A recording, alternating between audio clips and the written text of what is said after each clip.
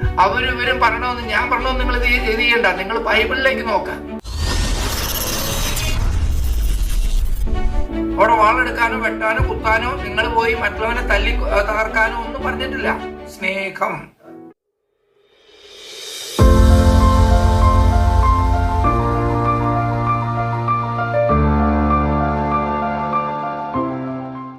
ഈശോമിശിഹായ്ക്ക് സ്തുതിയായിരിക്കട്ടെ. പ്രിയ സഹോദരങ്ങളെ, ഇന്നേ ദിവസം നമ്മൾ ചിന്തിക്കുന്ന തിരുവചന ഭാഗം മിസ്റ്റർ പൗലോസ് ശ്ലീഹ തിമോത്തിയോസിന് എഴുതിയ 2-ാം ലേഖനം 2-ാം അധ്യായം 24 മുതൽ 26 വരെയുള്ള തിരുവചനങ്ങളാണ്. കർത്താവിന്റെ ദാസൻ കലഹപ്രിയനായിരിക്കരുത്, എല്ലാവരോടും സൗമ്യതയുള്ളവനും യോഗ്യനായ അധ്യാപകനും ക്ഷമാശീലനുമായിരിക്കണം. എതിർക്കുന്നവരെ അവൻ സൗമ്യതയോടെ തിരുത്തണം. സത്യത്തെക്കുറിച്ചുള്ള പൂർണ്ണ ബോധ്യത്തിലേക്ക് മടങ്ങി വരാൻ ഉതകുന്ന അനുതാപം ദൈവം അവർക്ക് നൽകിയെന്ന് വരാം. പിശാച് തന്റെ ഇഷ്ടനിർവഹണത്തിന് വേണ്ടി അവരെ അടിമകളാക്കിയിട്ടുണ്ടെങ്കിലും അവർ സുബോധം വീണ്ടെടുത്ത് ആ കെണിയിൽ നിന്നും രക്ഷപ്പെട്ടേക്കാം. Praise the Lord. സഹോദരങ്ങളെ, ഞാൻ ഈ തിരുവചനം നിങ്ങളുമായി പങ്കുവയ്ക്കുമ്പോൾ മനസ്സിന് ഒത്തിരി അസ്വസ്ഥതകളുണ്ട്. കാരണം അന്ത്യനാളുകളോട് നമ്മൾ അടുത്തുകൊണ്ടിരിക്കുകയാണ്. തിരുവചനത്തിൽ വളരെ വ്യക്തമായിട്ട് കർത്താവ് പറഞ്ഞിട്ടുണ്ട്, ഞാൻ വരുമ്പോൾ ഒരു വിശ്വാസിയെങ്കിലും ഉണ്ടാകുമോ ഇല്ലയോ എന്ന്. സാധ്യതകൾ വളരെ കുറവാണ്. കാരണം അതിന് മാത്രം പൈശാചിക ശക്തി ഉണർന്ന് പ്രവർത്തിച്ചുകൊണ്ടിരിക്കുകയാണ്. തിരുവചനത്തെ തന്നെ വളച്ചൊടിച്ച് യൂട്യൂബിലേക്കൊക്കെ ഇറങ്ങിക്കഴിഞ്ഞാൽ ഈ കഴിഞ്ഞ ദിവസങ്ങളിൽ 1-2 യൂട്യൂബുകൾ, ഇപ്പോൾ ഫ്രീ ആയിട്ടിരിക്കുന്ന സമയങ്ങളായിട്ട് 1-2 യൂട്യൂബുകൾ തിരുവചനവുമായിട്ട് ബന്ധപ്പെടുത്തി സംസാരിക്കുന്നത് കേട്ടു. വാളില്ലാത്തവൻ നിങ്ങൾ ഉള്ളത് വിറ്റിട്ട് വാള് വാങ്ങിച്ച് സൂക്ഷിക്കുക.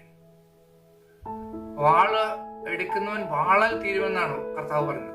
തിരുവചനത്തെ വളച്ചൊടിച്ച് ഒത്തിരി മേഖലകളിലെ പൈശാചിക ശക്തി ഇപ്പോൾ പ്രവർത്തിക്കുന്നുണ്ട്. പ്രത്യേകിച്ച് മതവിദ്വേഷം ഇളക്കി വിട്ടിട്ട് വെട്ടും കുത്തും ആയിട്ട് ആരംഭിക്കാനായിട്ടാണ് സാത്താൻ ഉദ്ദേശിക്കുന്നത്. പ്രത്യേകിച്ച് ഇപ്പോഴത്തെ യുവതലമുറ, ഇനി വരുന്ന യുവതലമുറകൾക്ക് പങ്കുവെച്ചു കൊടുക്കാൻ, നമുക്ക് വിശ്വാസം പങ്കുവെച്ചു കൊടുക്കാൻ പറ്റാത്ത ഒരു അവസ്ഥയിലേക്ക് എത്തിച്ചിരിക്കുക സാത്താൻ. കാരണം എല്ലാ മേഖലകളിലും ആത്മീയ നേതൃത്വത്തിൽ നിൽക്കുന്നവർ പോലും സാത്താന്റെ അടിമത്തത്തിലേക്ക് പോയിക്കൊണ്ടിരിക്കുക. അപ്പൊ നിൽക്കുന്നു എന്ന് വിചാരിക്കുന്നവൻ വീഴാതിരിക്കാൻ സൂക്ഷിക്കാൻ കർത്താവ് അതിനെ വളരെ വളരെ വ്യക്തമായി നമ്മളോട് പറഞ്ഞിട്ടുണ്ട്.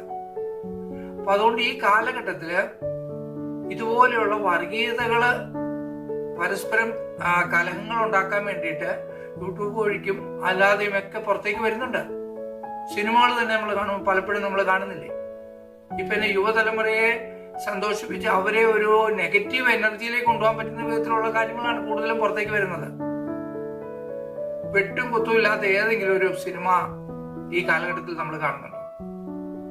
കൊലപാതകം അല്ലെങ്കിൽ മറ്റുള്ള ഏതെങ്കിലും അതുമായിട്ട് ബന്ധപ്പെടുന്ന വിദ്വേഷം പങ്കുവെച്ചു കൊടുക്കുന്ന, എന്നിട്ട് ആൾക്കാർ പറയും ചെയ്യും അതിനകത്തൊരു ഒരു സാധനം ഉണ്ടായിരുന്നു. എന്ത് സാധനം?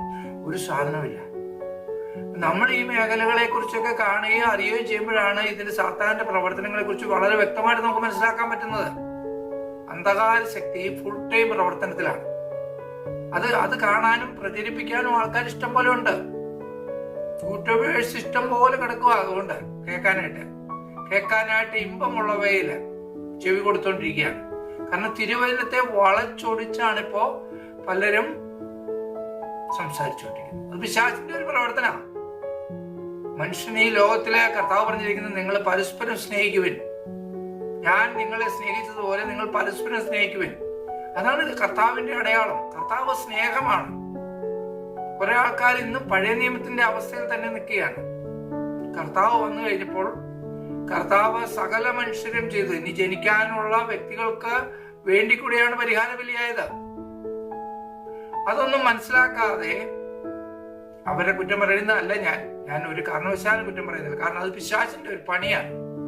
കാരണം നമ്മൾ ബൈബിൾ എടുത്തു വെച്ച് വായിക്കുന്നില്ലല്ലോ. സുവിശേഷം എടുത്തു വെച്ച്, പുതിയ നിയമം എടുത്തു വെച്ച് വായിക്കുക. പുതിയ നിയമം നമ്മൾ ഹൃദയസ്ഥമാക്കുക.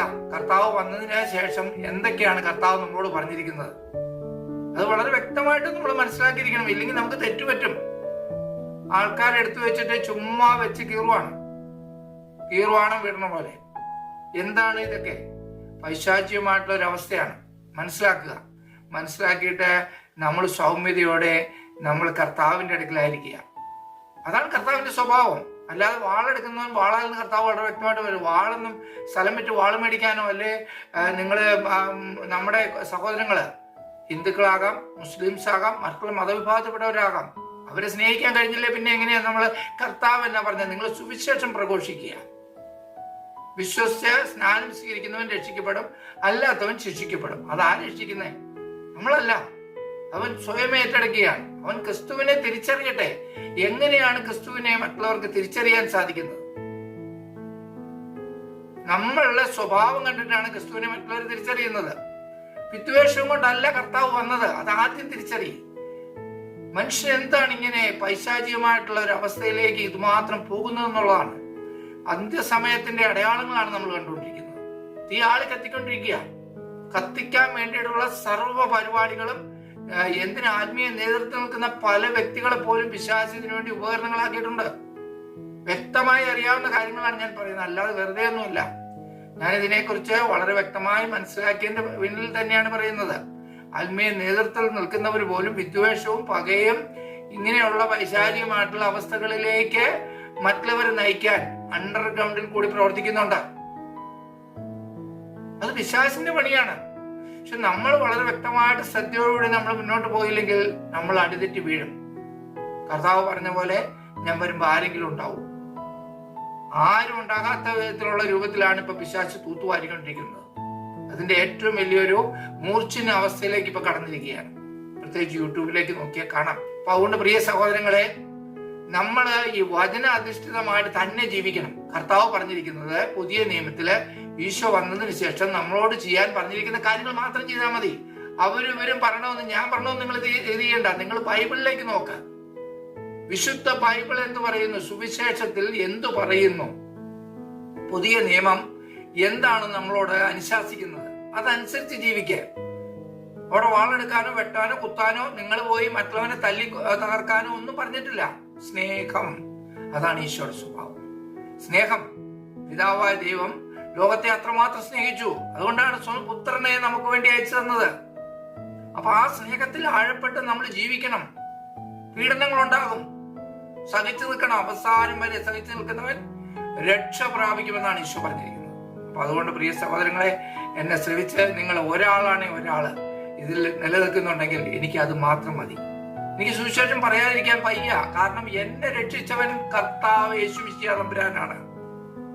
ലോകത്തിൽ ഏക രക്ഷകൻ യേശുവാണ്. അതെനിക്ക് പറയാതിരിക്കാൻ പറ്റില്ല. ഞാൻ ഈ ലോകത്തിന്റെ പാപ വഴികളിലൂടെയൊക്കെ യാത്ര ചെയ്തവനാണ്. അവിടെ നിന്നും പാപ ചെളിക്കുണ്ടിൽ നിന്നും അവിടുന്ന് എന്നെ ഏറ്റെടുത്തെങ്കിൽ എനിക്ക് അവിടത്തെ കുറിച്ച് പറയാതിരിക്കാൻ പറ്റത്തില്ല. എന്നെ ശ്രമിച്ചുകൊണ്ടിരിക്കുന്ന സഹോദര സഹോദരി, നിങ്ങളുടെ കുടുംബങ്ങളെ സർവശക്തനായ കർത്താവ് സമൃദ്ധമായി അനുഗ്രഹിക്കട്ടെ. ക്രിസ്തുവിന്റെ സ്നേഹത്തിൽ ആഴപ്പെട്ട് ജീവിതം കഴിക്കുവാൻ നിങ്ങൾക്ക് സാധിക്കട്ടെ. പുറത്തൊത്തിരി കോളിളക്കങ്ങളും ഒത്തിരി പ്രശ്നങ്ങളും ഒക്കെ നമ്മൾ കാണും. അതിലേക്കൊന്നും നോക്കണ്ട. ക്രിസ്തുവിലേക്ക് നോക്കി യാത്ര ചെയ്യുക. എന്നിട്ട് പത്രോസ്ലിയ പോലും വള്ളത്തിലെ ഈശോ വരുന്ന സമയത്ത് സ്ലീഹന്മാര് വരുന്നു, ഈശോ കടലിന്റെ നടുവിലൂടെ നടന്നു വരുന്നു. അത് ഭൂതാന്ന് ഇവര് വിചാരിച്ചു. ഈശോ പറഞ്ഞു, അല്ല ഞാനാണ്. പത്രോസ്ലിയ പറഞ്ഞു, അപ്പൊ തന്നെ എന്നാ ഞാൻ അങ്ങോട്ട് നടന്ന് കടലിന്റെ മുകളിൽ കൂടെ നടന്നു വരാനായിട്ട് എന്നോട് അവിടുന്ന് ഒന്ന് അരളി ചെയ്യണം, നീ ഇഞ്ഞ വാ എന്ന് പറഞ്ഞു. പത്രോസ് ഇറങ്ങി കടലിന്റെ മുകളിൽ കൂടെ നടന്നതാണ്. പക്ഷെ ഏതോ ഒരു സമയത്ത് ഈ തിരമാലയിലേക്ക് നോക്കിയപ്പോഴാണ് പത്രോസ് താണുപോയത്. അപ്പോഴാണ് കർത്താവ് കൈപിടിച്ച് കരുതുന്നത്. ഇതുപോലുള്ള തിരമാലകൾ ഉണ്ടാകും. തിരമാലകൾ കണ്ടൊന്നും ഭയപ്പെടണ്ട. ക്രിസ്തുവിലേക്ക് നോക്കി യാത്ര ചെയ്യാൻ നമുക്ക്.